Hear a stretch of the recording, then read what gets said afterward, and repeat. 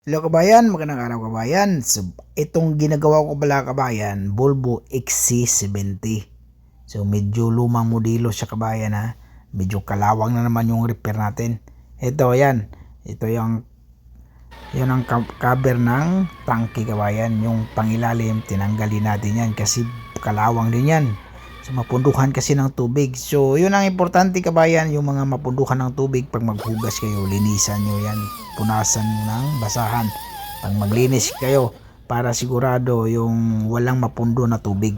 Kasi kadalasan, yan ang kalawangin. O, katulad yan, kabayan, grabing kalawang yan, pati loob, Kaya talagang inayos ko para sigurado. So, pagtanggal, ganun ang style ng pagtanggal niyan, Ano? Mayroon namang drainage mayroong drainage diyan pag mapunduhan ng gasolina siguro yun. Ano? Tanggal na. So, yan, ni-repair ko na. Yan,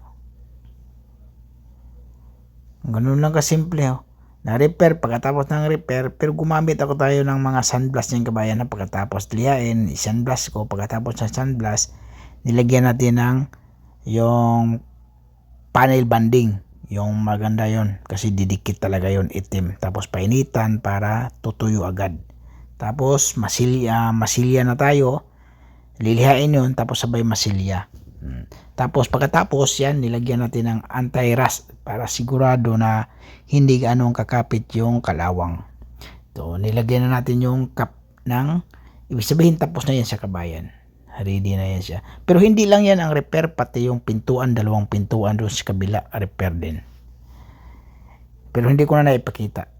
Yan. Ganun lang kasimple kabayan. Okay yung pagkatrabaho. Sigurado yung kalawang, walang problema.